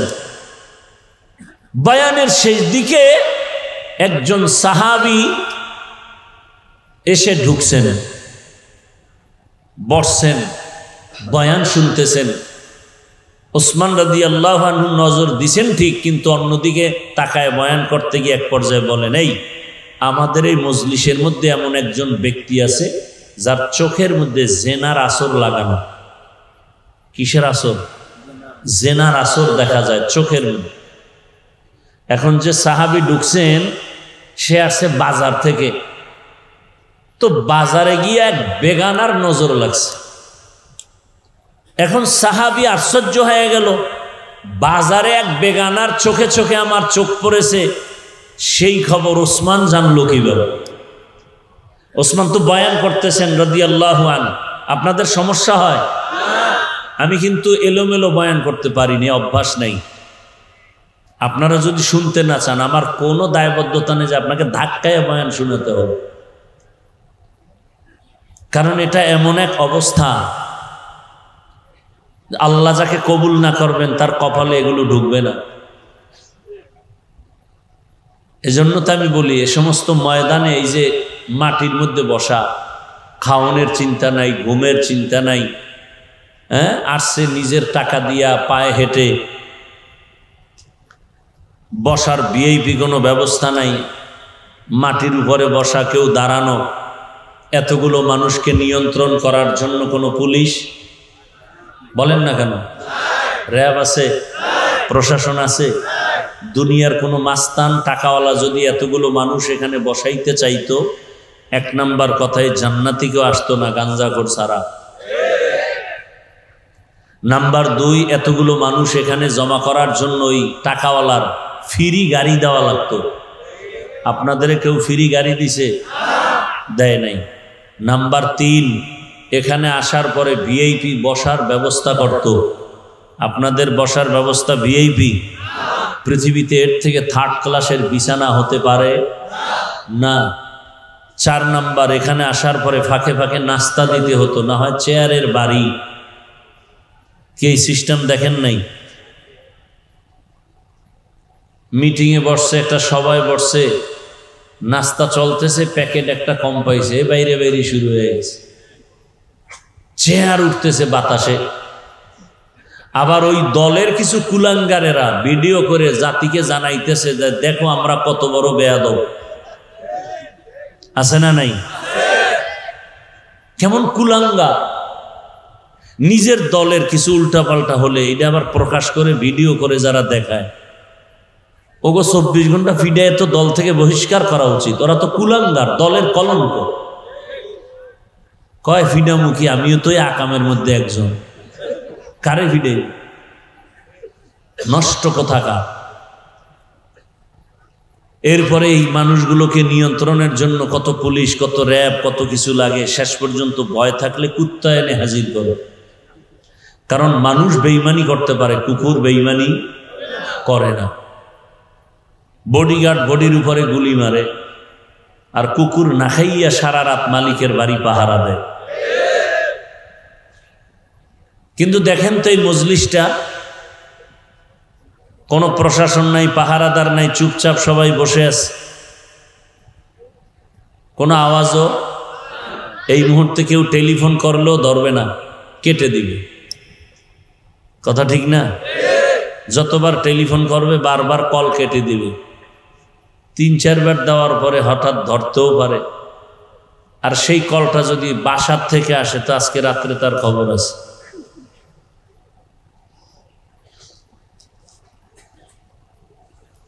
এবার আল্লাহ বিবেক দিছে মানুষকে, কোনো পশুকে দেন নাই। চিন্তা করেন তো, এতগুলো মানুষ চুপচাপ বসা, খানার পেরেশানি নাই, ঘুমের পেরেশানি নাই, চিল্লাচিল্লি নাই, প্রশাসন নাই নিয়ন্ত্রণের জন্য, সুশৃঙ্খলভাবেই বসে আছেন, দাঁড়ানো আছেন, যে যেখানে আছেন। এটা কিভাবে সম্ভব? একমাত্র ইসলাম মানলেই সম্ভব। এজন্য আমি বলি যুবকদেরকে, সব জায়গায় বলতেছি, তোমরা 200 টাকা ব্যয় করে একটা ব্যানার বানাও। 2 ফিট 3 ফিটের ব্যানার বানাইয়া রাস্তার মোড়ে মোড়ে টানাও, আর স্লোগান লেখো, একমাত্র শান্তির ঠিকানার নাম ইসলাম। আল্লাহর জাতের কসম, এ জমিনে যতদিন পর্যন্ত ইসলাম কায়েম হবে না, ততদিন পর্যন্ত চাপাবাজদের আওয়াজ শুনবা, কপালে শান্তি দেখা যাবে না। আল্লাহর কসম করে বলছি, কোনো সন্দেহ করবা না। সন্দেহ করবা না বিদায় কসম করেছি, আল্লাহর জাতের কসম। ইসলাম ছাড়াই জমিনে কোনোদিন শান্তি আসবে না, শুধু চাপাবাজি চলবে, শান্তি কেউ দিতে পারবে না। শান্তির ঠিকানার নাম কি? ইসলাম। ইসলাম যতদিন পর্যন্ত কায়েম হবে না, ততদিন পর্যন্ত জমিনে শান্তি আসবে না। আপনারা স্বাধীন করছেন জুলাইয়ের স্বাধীন, দ্বিতীয়বারের মতো স্বাধীন ভাবতেছেন, খুব সফল স্বাধীন। আপনাদের এই স্বাধীনতা সফল হলে এখনো কেন স্ত্রী স্বামীর সামনে ধর্ষিতা হয়? এখন আর জবানে আওয়াজ নেই। স্বাধীন যদি সফল হয়ে থাকে, বাবার সামনে মেয়েকে ধর্ষণ করা হয় কেন বলো? স্বাধীন যদি সফল হয়ে থাকে, ব্যবসায়ী কেন নিরাপত্তা পায় না? কেন এখনো চান্দাবাজি আর ধান্দাবাজি চলে? কেন পানির মধ্যে লাশ দেখা যায়? কেন এখনো মানুষ নিরাপত্তাহীনতায় ভুগে? কেন আমার বোনেরা নিরাপত্তা পায় না? কেন শ্রমিকরা এখনো বেতনের জন্য রাস্তা আন্দোলন করবে? কেন কাদিয়ানীদেরকে অমুসলিম ঘোষণার জন্য আলেম ওলামা ময়দানে আসতে হবে? যারা সংসদে কাদিয়ানীদেরকে আইন পাশ করে, নেতারে গালি দিলে আইন পাশ হয়, রসুলকে গালি দিলে তার বিরুদ্ধে আইন পাশ হবে না, এই প্রতিশ্রুতি যারা দিতে পারে না এদেরকে সংসদে পাঠানো যাবে না। যারা ওয়াদা দিবে মাথায় কোরআন লইয়া যে আমরা অবশ্যই আল্লাহ যদি আমাদের চেয়ারে বসান অবশ্যই প্রথম কাজ কাদিয়ানীদেরকে অমুসলিম ঘোষণা করব। তাহলে স্বাধীন কি করলেন? স্বাধীনের পরে ওখানে আন্দোলন চলে, শিক্ষকরা আন্দোলন করে, গানের শিক্ষক দেওয়া হবে। হুজুরের আন্দোলন করার পরে থামছে, এখনো আন্দোলন হবে কেন? বোঝা গেল স্বাধীন সফল হয়নি। এজন্য আর একবার স্বাধীন করতে হবে, প্রস্তুতি নিতে থাকো। এবং সেই স্বাধীন হবে চূড়ান্ত সফলতার স্বাধীন, আর সে স্বাধীন হবে একমাত্র ইসলামের স্বাধীন। অপেক্ষায় থাকো। আজকে কপাল আমাদের খারাপ। সাধারণ মানুষ কি বলে জানেন? গ্রাম এলাকার খেটে খাওয়া মানুষ বলে, হুজুর দুনিয়ায় সব কিছু দেখা শেষ, এবার আপনারা এক হয়ে আসেন, আপনাদের দেখতে চাই। কিন্তু আমাদের কপালে বদনজর লাগছে, হুজুরেরা এক হতে পারবে না। হুজুরেরা এক না হওয়ার উপরে ঐক্যমত হয়েছে যে এক হওয়া যাবে না। আর এর পিছনে বহু টাকা বিলানো হচ্ছে। বেঈমান ইসলামের দুশ্মনেরা চাইতেছে হুজুরেরা যেন এক না হয়। কেন? আজ যদি আমার দেশের শীর্ষ উলামায়ে কেরাম হাতে হাত রেখে ময়দানে একসাথে আসেন, আগামী মাস থেকে দেশ চালাবে উলামায়ে কেরাম। উলামায়ে কেরাম এক ময়দানে আসলে কোন মায়ের সন্তানের ক্ষমতা হবে না আলেমদের চোখের দিয়ে তাকিয়ে কথা বলবে। এজন্য সব বেঈমান নাস্তিক মুনাফিকেরা এক হয়ে গেছে। আলেমরে একসাথে করা যাবে না। তাতে পিছনে কোটি টাকা ঢালা লাগলে ঢালার ব্যবস্থা করো, হুজুরেরা যেন এক হতে না পারে। আমাদের কপাল খারাপ। আর আপনারাও এখানে বসে তাল দেন। কেউ আমারে ভালোবাসতে গিয়ে আরশে আজিমে উঠান, আর আমার বিপক্ষে আপনার মনের উল্টা হলে তারে জাহান্নামের তলদেশে নিয়ে যান ফেসবুকের দ্বারা। আপনিও কি আকাম কম করেননি যে আলেমরা এক না হওয়ার পেছনে আপনারও তো বহু আকাম চলে? আপনার মতোই বেয়াদবি করার দুঃসাহস আপনাকে কে দিয়েছে? আলেমের বিরুদ্ধে লেখা কে দিয়েছে আপনাকে? আর লেখার দ্বারা ক্ষতি আপনার হচ্ছে, আলেমের কি হচ্ছে? আল্লাহ উলামায়ে কেরামদেরকে এক হওয়ার তৌফিক দান করেন। যদি এক না হয় এখনো সুযোগ আছে, যদি না হয় তো কপালে বহু ফিডে আছে, রেডি থাকেন। আল্লাহ হেদায়াত দান করুন। দুনিয়ার রাষ্ট্রীয়ভাবে কত রাষ্ট্র কাদিয়ানীদেরকে অমুসলিম ঘোষণা করলো, আর আমার দেশটার মধ্যে এত মাওলানা, এত মুফতি, এত মাদ্রাসা, এত মসজিদ, এত তাবলিগ, এত পীর মাশায়েখ, এত মুসলমান, এই দাবিটা আদায় করা যাচ্ছে না শুধু নেফাকি অন্তরওয়ালাদের কারণে। আল্লাহ হেদায়াত দান করুন। রাগ করতেছেন না? এটা কি রাজনীতির প্যান্ডেল? তো রাজনীতির নেতারা কেন বক্তব্য দেয়? ও, আপনার বেলায় কুরু কুরু, আমরা করলে মাকরু। হ্যাঁ, আমরা কোরআনের আইনে রাষ্ট্রের কথা বলবো। 20টা বছর মাদ্রাসায় ডাউলের পানি আটার রুটি খাইয়া জীবন শেষ করে পড়লাম কোরআন হাদিস, দিন রাত অল টাইম কোরআন হাদিস, কোরআন হাদিস, কোরআন হাদিস। কয়টা আয়াত আছে, কয়টা জের আছে, কয়টা জবর আছে, কয়টা নক্তা আছে, কয়টা অক্ষর আছে, কয়টা শব্দ আছে, কয়টা বাক্য আছে, নামাজের আয়াত আছে কয়টা, রোজার আয়াত আছে কয়টা, বিধানের আয়াত আছে কতগুলো, কোন আয়াতের দ্বারা কি ফতোয়া আসছে, কি মাসআলা আসছে, পড়তে পড়তে পড়তে পড়তে পড়তে জীবন শেষ। আর সুদখোরের মতো বেয়াদব ঈশা যদি বলে বয়ানটা এমন করেন, ওর কানের পর্দাটা গরম করে দেওয়া উচিত। সমস্যাটা কোথায়? শিয়ালের হাতে মুরগি আমানত। কার কাছে? শিয়ালের কাছে মুরগি রাখলে কয়দিন আমানত থাকবে? 3 দিন। হ্যাঁ, শিয়ালের হাতে মুরগি রাখলে যা হয়, মাদ্রাসা মসজিদ আর ধর্মের চাবি সুদখোর, ঘুষখোর, ধর্ষক আর খুনিদের হাতে দিলে তাই হবে। আল্লাহ হেদায়াত দান করুন। এই কথাগুলো যদি আগামী জুমায় কোনো ইমাম সাহেব মসজিদে বলে, কমিটি বলবে 1 মাসের ছুটি। বাড়ি যাইতে না শুনবে পরের জুমা আর এক হুজুর করাইতেছে। সমস্যা কোথায়? শিয়ালের হাতে মুরগি। সমস্যা কোথায়? শিয়ালের হাতে মুরগি। এজন্য বলি, এই মুসলমান বাবারা, দোষ কি সব অন্যদের না আমাদেরও আছে? এই যে অপেক্ষায় আছে, গুনতেছে নির্বাচনটা কবে আসবে, আগের রাত্রে হাদিয়া খাইব পায়খানার নামে। এই যারা ভোটের আগে টাকা খাও, নির্লজ্জ বেহায়া, তুমি বাথরুমে ঢুইকা 10 গ্রাম পায়খানা খাইও, পরে উখিয়া বাজারে গিয়া হালাল সাবান কিনে কুলি কইরো, গন্ধ থাকবে না। আর এই হারাম খায়া যারা মরবে, জাহান্নামের আগুন ছাড়া কপাল ঠান্ডা হবে না। আল্লাহ হেদায়াত দান করুন। কি রাগ করতেছেন আপনারা? কি আমরা কি দুর্বল ইসলাম মানি নাকি? আমাদের কোরআনটা কি দুর্বল? আচ্ছা, এখানে অনেক শিক্ষিত যুবকদেরকে বলছি, বাবারা খেয়াল করেন তো, বাবার কথা কি সন্তান সব মানে? 2-1টার সাথে তর্ক করে না? তার মানে কি বাবারে কেউ গালি দিলে ও শুনবে? ও কলারটা ধরে বলবে, এই বেয়াদব, আমার সাথে বাবার তর্ক হোক যাই হোক, কিন্তু বাবার অপমান তো আমি মেনে নিব না। কি? তাহলে এখানে বহু আল্লাহর বান্দা আছেন, নামাজ ঠিক মতো পড়েন না, কিন্তু আল্লাহকে মানেন তো? কথা বলেন না কেন? রোজা ঠিক মতো রাখেন না।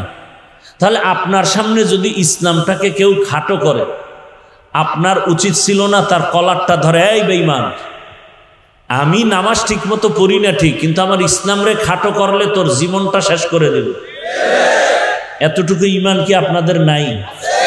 তা আপনার সামনে কেউ বলে ইসলামে এটা আছে ওটা নাই, আপনার তো বলা দরকার ছিল, আমার ইসলাম তো এরকম দুর্বল না, তোমার ঈমান দুর্বল, তোমার চরিত্র দুর্বল, আমার ইসলাম ঠিক আছে। দুনিয়াতে যত নীতি আছে এর মধ্যে সব থেকে শ্রেষ্ঠ নীতি ইসলামের নীতি।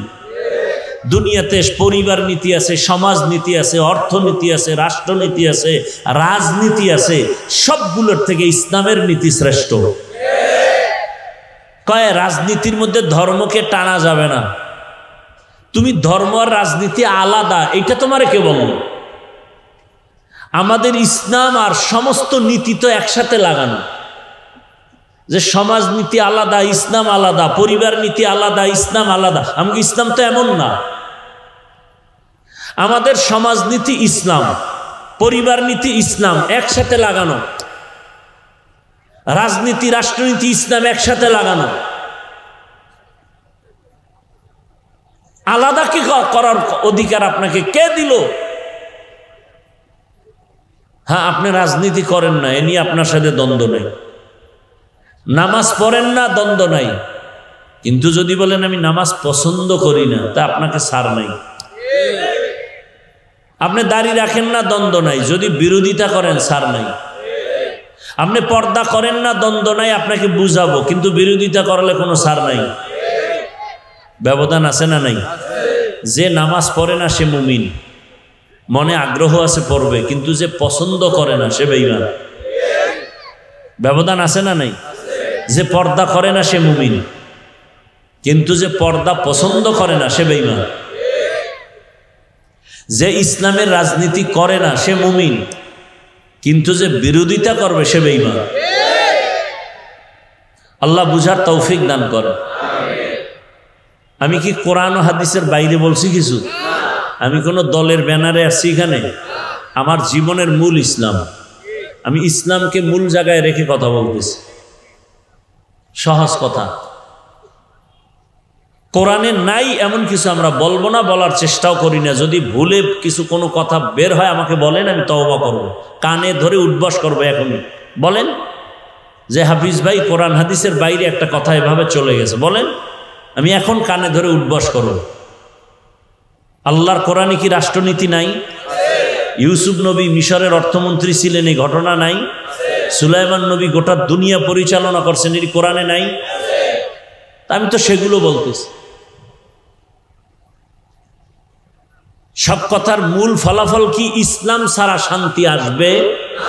দেখেন ইসলাম কত মানুষের মধ্যে ভয় ঢুকিয়ে দিছে, ইসলাম বড় কঠিন, অথচ পৃথিবীতে সহজ ধর্ম ইসলাম, এর থেকে সহজ ধর্ম নেই। মানুষের স্বভাব কি? খানা খাবো। কিংবা আমাদের স্বভাব কি? খানা খাওয়া না না খাওয়া। ইসলাম নিষেধ করছে খাইতে, বরং অজস্র খানা দিছেন হালাল, সীমিত খানার কিছু লাইন আছে যেটা হারাম। মানুষের স্বভাব কি? বিবাহ করা। ইসলামে কি হালাল না হারাম? হালাল। তাহলে আপনার স্বভাব মানুষের ঘুম, ইসলামে ঘুমের অনুমতি আছে না নাই? হ্যাঁ, তবে সীমাবদ্ধতা আছে, যে তুমি ঘুমাবা নামাজ বাদ দিয়া না, সীমাবদ্ধতা আছে। খানা খাবা খাও, ইসলামে হালাল করেছে। তাহলে ইসলাম আপনার বিরুদ্ধে কি করেছে বলেন? ইসলাম তো এত সহজ, দুইজনে দেখা হলেই কি দিতে হবে? সালাম। মানে কি? সালাম মানে কি? আমি বললাম আসসালামু আলাইকুম, তোমার উপরে শান্তি বর্ষণ হোক, সে আমাকে কি বলবে? অর্থ তোমার উপরেও শান্তি বর্ষণ হোক। দুই দিক থেকে শান্তির দোয়া চলতেছে, অশান্তি হবে কেন? ইসলাম কত সুন্দর। বলে এই বড়রা ছোটকে আদর করো, মায়ার নজরে দেখো। ছোটদেরকে বলে বড়দের সম্মানের নজরে দেখো। বড়রা যদি ছোটদেরকে মায়ার নজরে দেখে, কোনোদিন ছোটদের উপরে বড়রা জুলুম করবে না। ছোটরা যদি বড়দের সম্মানের নজরে দেখে, কোনোদিন ছোটরা বড়দের সাথে বেয়াদবি করবে না। ইসলাম কত সুন্দর। কর্মচারীকে বলে ও মালিক, তোমার কর্মচারী কাজ করে, ঘাম ঝরার আগে বেতনটা দিয়া দাও। আন্দোলন হবে না, মনে কষ্ট থাকবে না। আগামী দিন সময় মতো কর্মচারী হাজির হয়ে যাবে। ইসলাম এত সুন্দর। ইসলামে মিথ্যা কথার অনুমতি নাই, গালি দেওয়ার অনুমতি নাই, গীবত করার অনুমতি নাই। একজন বিধর্মী আসলেও ইসলাম বলে তাকে সম্মানের সাথে এক গ্লাস পানি পান করায় দাও। ইসলাম বলে খারাপ আচরণ করবা না। ইসলামের মতো সুন্দর ধর্ম নাই, বুঝি না, এজন্যই উল্টা পাল্টা। আপনি পানি পান করবেন, গেলাসে পানি নিলেন, পানি পান করবেন, বা একটা বোতল নিলেন, বাম হাতে এক টান দিলেন, আধা লিটার নাই। ইসলাম বলে না, ডান হাতে নাও, 3 বারে পানি পান করো, পিপাসাও নিবারণ হবে, সুন্নত আদায় হবে। আপনারা জুতা পরবেন না যাওয়ার সময়? আমিও জুতা পরব। আপনি তো জুতা পরে দৌড় দিবেন, ডান বাম নাই। ইসলাম বলে না, জুতা পরার সময় একটু খেয়াল করলেই হয়ে যাবে, ডান জুতায় ডান পাও আগে ঢুকাও, বাম পায়ে বাম জুতাটা পরে নাও। 2 পায়ে যখন জুতা ঢুকলো, এরপরে যখন তুমি কদমটা দিবা, ডান কদম আগে দাও। এটা কষ্ট। আপনি বাথরুমে যাবেন, আমিও যাব, ইসলাম বলে বাম পা দিয়া ঢুকো, আর আপনার তো ডান বাম নাই, নিম্ন চাপ শুরু হয়ে গেছে। এমন জোরে দৌড় দিছে, গিয়া ঠাস করে ভুইরা মাথা বাইরে গেছে। ওর ডান পাও নাই, বাম পাও না, দোনো পাও দিয়া লাভ দিছে। বাম পা দিয়া বাথরুমে ঢুকেন, খালি মাথায় ঢুকবেন না, খালি পায়ে যাবেন না, সুন্নাত আদায় হয়ে গেল।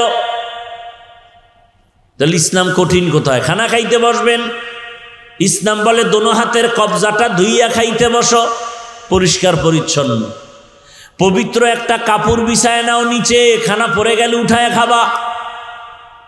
ইসলাম বলে তোমার খানার যে জুটা কাটা থাকে তা পানিতে ফেলবা না, কারণ তোমার মুখের জুটাটাও পাক। এটা নিরাপদ জায়গায় ফেলো, জিনেরা খাবে, কুকুর খাবে, বিড়ালে খাবে। তোমার মুখের জুটাও পাক, আর আপনারা কাটা জুটা পানির মধ্যে ফেলে দেন। ওটা না ফেললেই তো একটা সুন্নাত আদায় হয়ে গেল। আল্লাহ হেদায়েত দান করুন। ইসলামটাকে কঠিন কে বলছে? শীতের দিনে মসজিদে নামাজে যাবেন, আরামই লাগে বাহিরের থেকে। গরমের দিনে মসজিদে যাবেন, এসি লাগানো আছে, বাহির থেকে সেখানে শান্তি, ধুলা বালু নাই। 5 বার ওযু বানাবেন, শরীরটা ফ্রেশ, তাজা তাজা লাগবে। আর যারা নামাজ পড়ে না, প্রস্রাব করে পানি লয় না, পাশে দাঁড়ানো যায় না, টানে বিড়ি খায়, গাঞ্জা, এদের চেহারাটাও ভাল্লুক, চুলগুলো উল্লুকের মতো, পোশাকের গন্ধ। কেউ ধৈর্য বলে কয় না মসজিদে যাব না, আমার পোশাক ঠিক নেই, বেহায়ার মতো বলে ফেললো আমার পোশাক ঠিক নেই। তো একজন হুজুরে ধৈর্যই ফেলা, ঠিক না থাকলে এলিয়ে নামাজ পড়া হবে, কারণ আমার শরীর ঠিক নেই। কয় শরীর যেরম আছে এরমই হইব।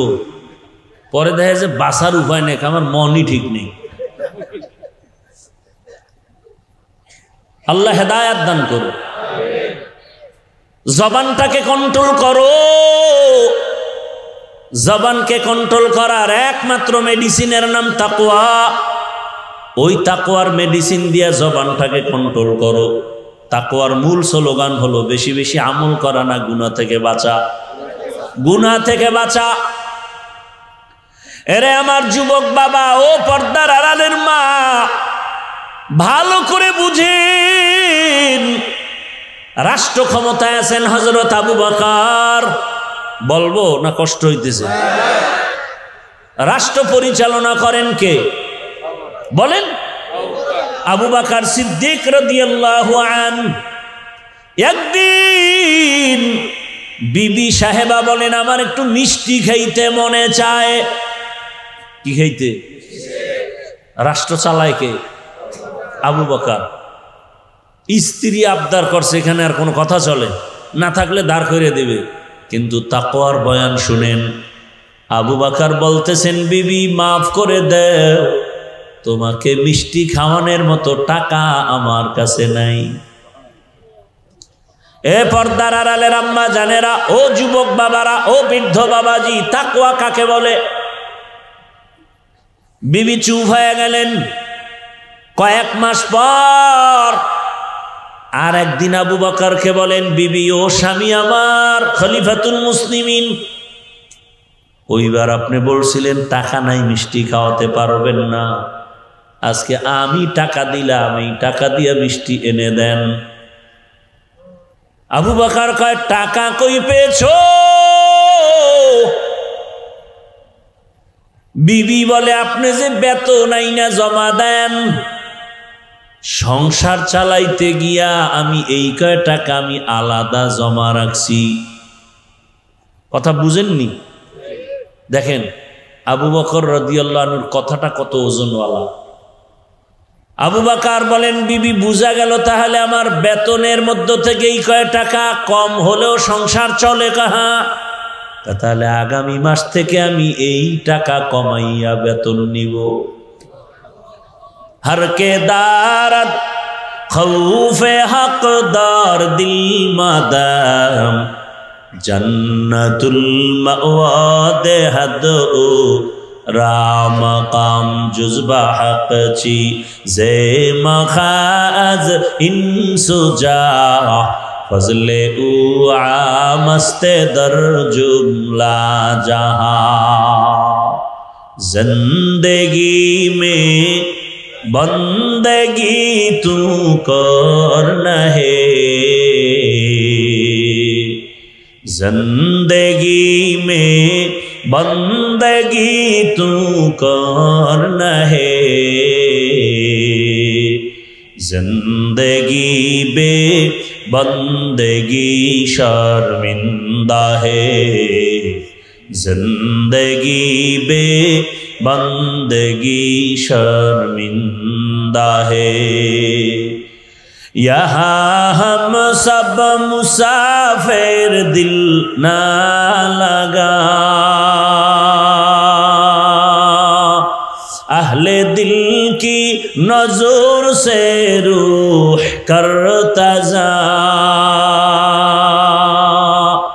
यहाँ हम सब मुसाफिर दिल ना लगा, अहले दिल की नजर से रूह करता जा। शाह दौलत सब फकीर गर नेक नहीं, शाह दौलत सब फकीर गर नेक नहीं, जिंदगी में बंदगी तू करना है, जिंदगी में बंदगी तू करना है, जिंदगी बे बंदगी शर्मिंदा है, जिंदगी बे बंदगी शर्मिंदा है, जिंदगी में बंदगी कुन बंदगी, बंदगी बे जिंदगी शर्मिंदगी। भाईरा आमार, स्त्री टाका देওয়ার পরে আবু বকর জিজ্ঞাসা করলেন কোথায় পেয়েছো এই টাকা?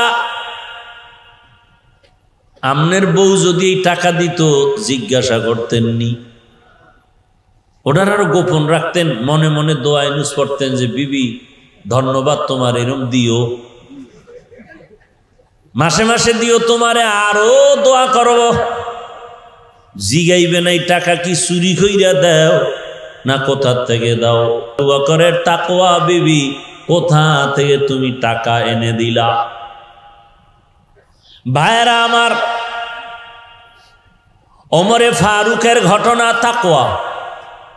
বিবি সাহেবা বললেন খলিফাতুল মুসলিমিন ওমর, সামনে ঈদ আসতেছে, সন্তানদের একটু বস্ত্র কাপড়ের জন্য টাকা নাই, ব্যবস্থা করেন। ওমরে ফারুক রাদিয়াল্লাহু আনহু বলেন আমার তো কাছে টাকা নাই, কেমনে ব্যবস্থা করি? বিবি পরামর্শ দিছে অগ্রিম বেতন নিয়ে আসেন 1 মাসের। কয় মাসের? 1 মাসের অগ্রিম বেতন নিয়ে আসেন। ওমর অর্থ মন্ত্রণালয়ের দায়িত্বে যে আছেন তাকে চিঠি লিখলেন, আমাকে আগামী মাসের অগ্রিম 1 মাসের বেতন দিয়া দাও। চিঠিটা যখন বাহক নিয়া অর্থ মন্ত্রণালয়ের দায়িত্ব জিম্মাদারের কাছে দিল, চিঠিটা পাইয়া চোখের পানি ছাড়লেন। সাইরা টাকা দিবে দূরের কথা, তিনি আর একটা চিঠি লিখলেন। চিঠি লেখা বলে খলিফাতুল মুসলিমিনের কাছে চিঠি দিয়ে আসো। ওমরে ফারুক রাদিয়াল্লাহু তাআলা আনহুর কাছে যখন আবার উল্টা চিঠি আসলো, তাকায়া ওমর চোখের পানি ছেড়ে কান্না করেন।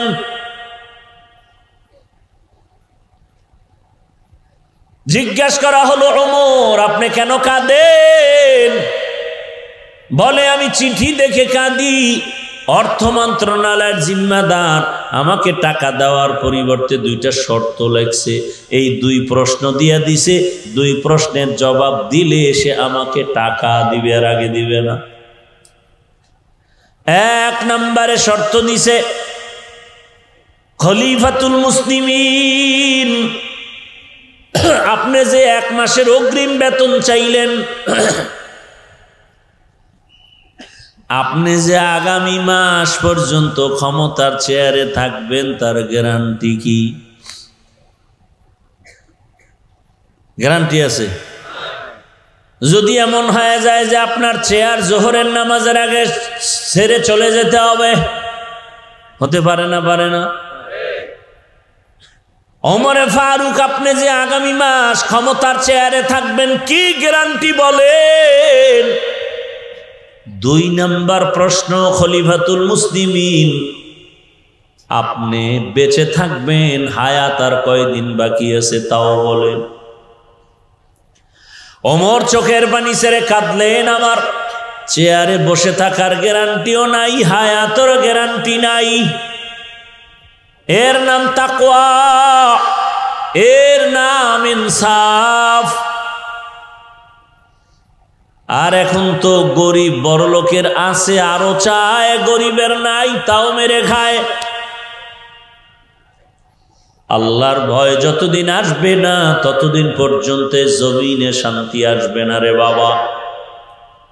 এজন্য আল্লাহ বলেন জবানটারে কন্ট্রোল করো, তাকওয়ার মেডিসিন লাগাইয়া। তাকওয়া কোথায় পাবা? আল্লাহর ওলি যারা, তাকওয়াওয়ালা যারা, তাদের নজর লাগাও। কারণ তাদের নজরের মধ্যে পাওয়ার আর পাওয়ার। সাধারণ দেখবেন গুনাহগার, বেআমলওয়ালা। আপনাদের এদিকে দেখবেন কদু চিনেননি? কদু গাছের মাঝে মাঝে দেখবেন অনেক জায়গায় দেখছি জুতা টানায়। জুতা দেখছেন কোনোদিন? কারণ কি? জুতা টানাইলে কদুগুলো অনেক বড় হবে, ফ্রেশ হবে। জানা থাকলে বলেন তো জুতা টানানোর মাকসাদ কি? নজর যেন না লাগে। কার নজর? পিসাবের। কার নজর? এলাকার বড় গাঞ্জাখোর, বেআমলওয়ালা, ওর নজরে কত অ্যাকশন। ও নারিকেল গাছের দিকে তাকায়, কায় সর্বনাশ, এত নারিকেল। পরের বছর নারিকেল নাই, নারিকেলও নাই, গাছও নাই। গাভীর মধ্যে দুধ হয় 20 কেজি, টাইনা নিয়ে যায় একদিন দিয়া কপালার দিকে, এত দুধ হয়। 1 মাস পরে দেয় 1.5 কেজিও নাই। একটা গাঞ্জাখোর বেআমলওয়ালার চোখের মধ্যে যদি এত রিয়াকশন আর পাওয়ার, আল্লাহর যেই বান্দা সারা রাত জিকির করে, তেলাওয়াত করে, গুনাহ করে না, তাকওয়ার উপরে চলে, তাহাজ্জুদ পড়ে, ওই বান্দার নজরের মধ্যে কেন পাওয়ার হবে না? ওই আল্লাহর ওলির নজরে কেন পাওয়ার হবে না? এরে আমার আল্লাহর গোলাম, জবানটারে কন্ট্রোল করিও। বলে তো কন্ট্রোল করার জন্য আমার দৃষ্টিকোণ থেকে কয়েকটা থিওরি আপনাদের দিয়া বয়ান শেষ করব। কয়েকটা গুনাহ ছাড়েন আর নেক আমল চালু করেন জবানে। যদি জিহ্বাটারে ব্যস্ত রাখতে পারেন তাহলে গুনাহ কম হবে। 1 নাম্বার, জবানে কয়েকটা গুনাহ থেকে বাঁচার নিয়ত করেন। 1 নম্বরে জবানের দ্বারা মিথ্যা বলবো না। কি বলবো না? মিথ্যা কথা বলবো না। কারণ মিথ্যা মানুষকে ধ্বংস করে মরার আগেই। বিস্তারিত আলোচনা করব না। 2, জবানের দ্বারা কোনো গালি দিব না। গালি দেওয়া হালাল না হারাম? খবরদার, জবানের দ্বারা গালি দিবেন না। ছেলেরেও না, মেয়েকেও না, স্ত্রীকেও না, আপনজন কাউকে না, বাইরেরটা তো না। ওই 3 নাম্বার, জবানের দ্বারা কারো গীবত করবেন না। এই 3টা গুনাহ ছাইরা আবার 3টা নেক চালু করেন, দেখবেন জিহ্বা ব্যস্ত হয়ে গেলে গুনাহ কম হবে। 3টা গুনাহ ছাইরা এবার নেকও চালু করতে হবে। 1 নম্বরে জবানে কোরআনের তেলাওয়াত। কি ভাই? সোজা জবাব দিবে তো পারি না। আচ্ছা, আমার দ্বারা জবাব দিলেন পারি না, বাস না। আল্লাহর কাছে পারি না বলে তো নাজাত পাবেন না। শিখলি না কেন? এবার আমি আপনাকে একটু বুঝাবার জন্য বলি, আপনি কি আলহামদু সূরা পারেন না? কুল হু আল্লাহ সূরা পারেন না? ইন্না আতাইনা পারেন না? তাহলে এগুলো পড়েন। দৈনিক 41 বার ইন্না আতাইনা সূরা পড়েন। আগে 11 বার দরুদ, পরে 11 বার দরুদ। প্রথমে 5 বার দরুদ পরে 50 বার কুল হু আল্লাহ সূরাটা পড়বেন, আবার 5 বার দরুদ পড়েন। তবে আমলের একটা তরিকা হলো সব সময় চালু রাখতে হবে। আজ করবেন, কাল করবেন না, বরকত হবে না। যেমন ঔষধ, আপনি যদি ডোজ পুরা না করেন কাজ হবে না। আজকে খাইলেন, কালকে না খাই পরশু খাইলেন, হবে না। লাগাতার। এরপরে মা বোনদেরকে সহ বলে দেই, কমপক্ষে প্রতিদিন 5 ওয়াক্ত নামাজের পরে 5টা সূরার আমল করেন। ফজরের নামাজের পরে সূরা ইয়াসিনের আমল করেন। যোহরের নামাজের পরে সূরা ফাতাহ বা সূরা আর রহমান। আসরের নামাজের পরে সূরা নাবা। আম্মা ইয়াতাসাআলুন আনিন নাবাইল আযীম। মাগরিবের পরে সূরা ওয়াকিআ। আল্লাহর উপরে ভরসা করে বলছি, যদি কেউ মাগরিবের পরে সূরা ওয়াকিয়ার আমল চালু রাখে, ওই বান্দা মরণ পর্যন্ত রিজিকে কষ্ট পাবে না। কোন সূরা? কোন সময়? ইযা ওয়াকাতিল ওয়াকিআ লাইসা লিওয়াকাতিহা কাযিবা খাফিজাতুর রাফিআ ইযা রুজ্জাতিল আরদু রাজ্জাও ওয়া বুসাতিল জিবালু বাসসা ফাকানাত হাবাআম বাসসা। এশার নামাজের পরে সূরা মুলক, তাবারাকাল্লাযী বিয়াদিহিল মুলক ওয়া হুয়া আলা কুল্লি শাইইন কাদির। কমপক্ষে 5টা সূরা তেলাওয়াত করেন। যেই ঘরে আল্লাহর কোরআনের তেলাওয়াত চলবে 24 ঘন্টা ফেরেশতারা তার ঘর পাহারা দিবেন। ও পর্দার আড়ালের আম্মা জানেরা, 1 নম্বরে জবানে তেলাওয়াত চালু রাখেন। ফজরের নামাজ যারা পড়বেন সুন্নাত পড়িয়া ফরজ নামাজের আগে, এই মানবেন না হুদা কইতেছি, ফজরের সুন্নাত পড়িয়া ফরজ নামাজের আগে একটা জগ, এটার কি কয়, জগে বা গ্লাসে বা বোতলে পানি নিবেন, 11 বার দরুদ শরীফ পড়বেন। এরপরে ধরে ধরে গুনে গুনে 41 বার বিসমিল্লাহ সহ আলহামদু সূরা পড়ে আবার 11 বার দরুদ শরীফ পড়ে পানির মধ্যে ফু দিবেন, আর বাসায় সবাই ওই পানি পান করবেন। পৃথিবীতে সূরা ফাতিহার মতো ঔষধ আর জমিনে নাই। ফজরের সুন্নাত আর ফরজের মাঝখানে 11 বার দরুদ শরীফ, 41 বার আলহামদু সূরা, আবার 11 বার দরুদ শরীফ পরে পানির মধ্যে ফু দিয়া সারাদিন ওই পানি ঘরের সবাই পান করেন ইয়াকিনের সাথে। ফলাফল আসে না কেন? ইয়াকিন নাই এই জন্য। এবার হাঁটতেছেন, চলতেছেন, তেলাওয়াত করতে থাকেন, কারণ অক্ষর পড়লেই তো সওয়াব।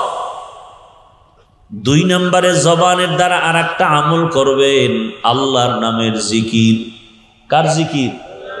সব সময় জিকির করবেন, লা ইলাহা ইল্লাল্লাহ।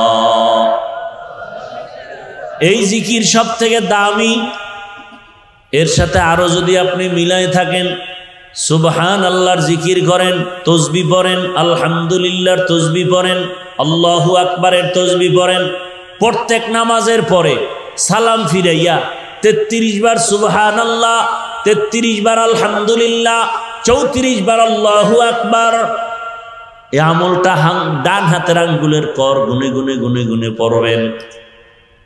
দেখবেন আপনার ভাগ্যের চাকা খুলে যাবে ইনশাআল্লাহ। তাহলে 1 নম্বরে কোরআনের তেলাওয়াত, দ্বিতীয় হলো আল্লাহর নামের জিকির, 3 নম্বরে হাঁটতে চলতে উঠতে বসতে রসুলের উপরে দরুদ। পারলে নামাজেরটা পড়বেন, সময় থাকলে ছোট আকারে সাল্লাল্লাহু আলাইহি ওয়াসাল্লাম পড়বেন। আর একটা আমলের কথা বলবো, 3টা আমল গেল। 1 নম্বরে তেলাওয়াত, 2 নম্বরে আল্লাহর নামের জিকির, 3 নম্বর কি ভাই? দরুদ শরীফ।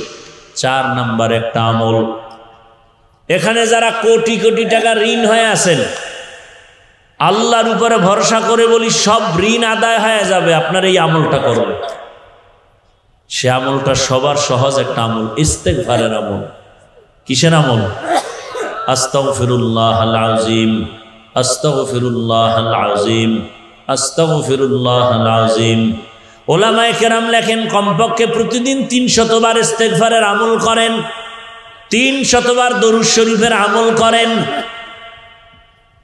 মিয়া সম্মানের জন্য মানুষের পিছে ঘুরেন, দুনিয়া আপনার পেছনে ঘুরবে। এই আমলটা করেন, নির্জনে বসে 300 বার তসবিহ হাতে নিয়া দরুদ পড়েন, 300 বার ইস্তেগফার করেন, ইনশাআল্লাহ গোটা দুনিয়া আপনার পাগল হয়ে যাবে। আপনি মানুষের পিছনে ঘুরবেন কেন? টাকার পেছনে ঘুরবেন কেন? দুনিয়ার সব আপনার পেছনে ঘুরবে। আপনি ইয়াকিনের সাথে পড়েন যে আমার মৃত্যু হয়ে গেল, হুশ থাকতে আমি আমল ছাড়ব না। 300 বার দরুদ, 300 বার ইস্তেগফার, আমলটা প্রতিদিন চালু রাখেন, ওযু সহকারে পড়েন। দেখেন আপনার সম্মানের দরজা কি পরিমাণ বাড়ে। আপনি করবেন না, সেই ইয়াকিন নাই তো হবে কিভাবে? জবান হেফাজতের জন্য 3টা গুনাহ ছাড়ার কথা বললাম। 1, মিথ্যা বলা যাবে না। 2, গালি দেওয়া যাবে না। 3, গীবত করা যাবে না। উল্টা 3-4টা আমল চালু রাখবেন, গুনাহ কম হবে। 1 নম্বরে আল্লাহর কোরআনের তেলাওয়াত, 2 আল্লাহর নামের জিকির, 3 নম্বরে 300 বার দরুদের আমল, 4 নম্বর 300 বার ইস্তেগফারের আমল। ও আমার যুবক, সম্মান দেওয়ার মালিক আল্লাহ, সে আল্লাহকে আপন বানায় চলো। কোনো সার্টিফিকেট লাগবে না, কিচ্ছু লাগবে না। গোবরের ভেতরে পদ্ম ফুল ফুটায় দিবেন কে? আমার আল্লাহ দিবে। যুবক বাবা, তুমি ডাক্তার হলেও সম্মান, ইঞ্জিনিয়ার হলেও সম্মান, প্রফেসর হলেও সম্মান, ওসি হলেও সম্মান, ডিসিএসপি হলেও সম্মান, যদি তুমি আমার আল্লাহর হুকুম মতো নবীর আদর্শ মেনে চলো। কি ডাক্তার হলে সম্মান নাই? ডাক্তার জাকির নায়েকের এত সুনাম কেন? সে হোমিওপ্যাথিক ডাক্তার। কে জানতো তার বাবাকে, কে তার মা, কে তারে পালন করলো, কই তার বাড়ি, কি তার ডিগ্রি? আজকে সারা দুনিয়ার মানুষ তার মহাব্বতে বিভোর হয়ে আছে। একজন মাত্র ডাক্তার, হোমিওপ্যাথিক ডাক্তার, এত সুনাম। আর আমগো বাংলাদেশের এক ডাক্তার জুতার বাড়ি খেয়ে পালাইছে, মরার পরও লাশটায় জমিনে আসবে নিশ্চয়তা নাই। তাসলিমা নাসরিন। কারণটা কি? মা বাবার সাথে বেয়াদবি করলে মরার আগে ধ্বংস, শিক্ষকের সাথে বেয়াদবি করলে মরণের আগেই ধ্বংস শুরু, আলেম ওলামার সাথে বেয়াদবি করলে মরার আগে ধ্বংস। অতএব অনুরোধ করে বলছি, যুবক, এখনো সময় আছে, তওবা করো, জবানটারে কন্ট্রোল করো, মনে মনে আমার আল্লাহকে বলো। তোমার মতো যুবক এখনো তোমার চোখের সামনে জেনারেল লাইনে আছে, জীবনে মাদ্রাসায় যায় নাই, আলিফ বা তা পড়ে নাই, এমন জেনারেল লাইনের যুবকেরা স্কুলে পড়ে, কলেজে পড়ে, চাকরি করে, ব্যবসা করে, 5 ওয়াক্ত নামাজও পড়ে, আছে না নাই? তুমি কেন পারো না রে বাবা? তোমার মতো যুবক রাস্তায় গাড়ি চালায়, নামাজ বাদ দেয় না, বলো তুমি কেন পারো না? তোমার কপালে কি মা বাবার বরদোয়া লাগলো নি? তোমার মতো যুবক র্যাব, আর্মি, পুলিশ, বিডিআরের চাকরি করে, নামাজ পড়ে, বলো তুমি কেন পারবা না? তোমার মতো বান্দা জেনারেল লাইনে ব্যবসা করে, নামাজ পড়ে, চাকরি করে, নামাজ পড়ে, তুমি কেন পারবা না? তোমার কপাল বুঝি খারাপ হয়ে গেল? এখনো সময় আছে, তওবা করো। পর্দার আড়ালের মা বোনেরা, আপনার মতো কত মা, কত বোন এখনো আছে পর্দা করে, নামাজ ছাড়ে না, মোবাইলে সময় নষ্ট করে না, স্বামীর মাল খেয়ানত করে না। ও আম্মা জানেরা, আপনারা কি পারেন না স্বামীর মাল হেফাজত করবেন, মোবাইল থেকে দূরে থাকবেন, 5 ওয়াক্ত নামাজ পড়বেন, পর্দা রক্ষা করবেন, সন্তানটাকে আদর্শবান ডাক্তার, ইঞ্জিনিয়ার বানাবেন, সন্তানের জীবনটাও ধন্য, আপনার জীবনটাও ধন্য হয়ে যাবে। এখনো সময় আছে, তওবা করেন, মনে মনে আল্লাহকে বলেন, ও দয়ার মালিক, জীবনে তো গুনাহ কম করি নাই, শয়তানের ধোকায় পড়িয়া মনের আশা পূরণ করতে গিয়া কত নামাজ ছাড়লাম, দাড়ি কাটলাম, বেপরদায় চললাম, পার্কে পার্কে ঘুরলাম, মোবাইলে গুনাহ করলাম। আজকে থেকে তওবা করে নিলাম, ও আল্লাহ, আর নামাজ ছাড়বো না, দাড়ি কাটবো না, বেপরদায় চলবো না, মা বাবার দোয়া নিয়া, শিক্ষকের দোয়া নিয়া, ওলামায়ে কেরামের পরামর্শ নিয়া নবীজির আদর্শ মেনে চলবো। তওবা করার মতো যদি অন্তর তৈরি হয়, মুনাফিকি যদি অন্তরে না থাকে, খাঁটি তওবার নিয়ত যাদের আছে, 2টো হাত আমার আল্লাহকে দেখায় দেই। আয় আল্লাহ, হাতগুলো কবুল করে নেন, তওবা কবুল করে নেন, তওবার উপরে মজবুত হইয়া চলার মতো তৌফিক দান করেন, আমিন। আলহামদুলিল্লাহি রাব্বিল আলামিন, ওয়াসসালাতু ওয়াসসালামু আলা সাইয়্যিদিল আমবিয়া ওয়াল মুরসালিন ওয়া আলা আলিহি ওয়া আসহাবিহি আজমাইন। ইয়া আরহামার রাহিমিন, ইয়া আরহামার রাহিমিন, ইয়া আরহামার রাহিমিন।